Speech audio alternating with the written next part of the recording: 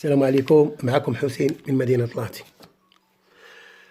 واحد النصيحة للمهاجرين القاطنين بفنلندا، هذا نصيحة لهم كلهم، بالنسبة لهم شمال افريقيا ومنهم كذلك اللاجئين. بالنسبة مؤخرا بمدينة أولو وقع واحد العمل إجرامي كبير، اغتصاب بنات قصيرات، والاعتداءات الجنسية كذلك تزيد دائما زايدة. فهذا اللي أثر على غضب الشعب الفنلندي وغضب كذلك السلطات الرسمية وغضب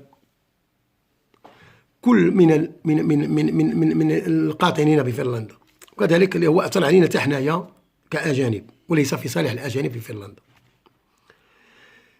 وكما نقول أن فنلندا كما تعرفوها خوتنا، فنلندا بلد جميل ودولة جميلة، واللي هو كيحمي الأجانب، تيحميهم ويوفرهم لهم الأكل والشرب والحياة الجميلة والتغطية والأمان، وكيحمي الناس اللي هما جاو مساكن من الحروب وجاو من الشر اللي واقع لهم في بلدانهم، ويحميهم من الجوع كذلك. فما جزاء هذا الشعب الفنلندي اليوم الجزاء ديال الشعب الفنلندي هو الناس كتهز دابا الآن وكتغتصب لهم أبنائهم أمام أعينهم في بلدهم. هذا راه ما شغنقول لكم، هو ليس جميل. هاد فنلندا هو بلد جميل صاحبنا، أفضل الشعوب في العالم، تيوفر لكم كل شيء في الحياة ديالكم.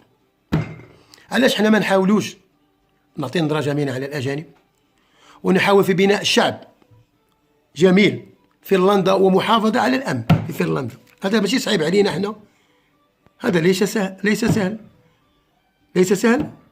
هذا سهل. حنا لا، نحن باش أن الأجانب يمشيو يغتصبوا البنات ويغتصبوا الناس، وهذا الشيء عاد عمل سهل في هذه البلاد. فأنا اللي تنقول يا الإخوان، هذا عمل ليس صالح. حنا كنقول لك، حنا قالوا إن بريء مما تعملون.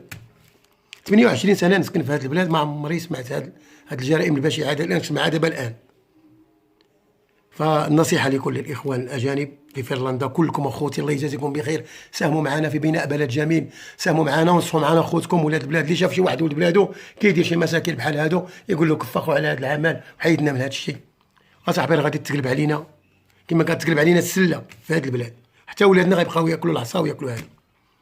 فالنصيحة للإخوان، نكف من هذا الأعمال الشرير، وفنلندا هي ماشي ديال هذا الشيء. وهذا هو اليوم هذا الفيديو القصير. فكنتمنى من الإخوان باش يحاولوا ينسجموا مع البلاد ويحاولوا يكفوا من هذه الأعمال البشعة ومن هذه الإجرامات اللي هي هذه الجريمة ديال الاغتصابات. فاش نقول لكم، اليوم كان الرد غير كما كيقول لك حنايا we are very sorry for what happened in Oulu and also for what happened in Helsinki about this crime.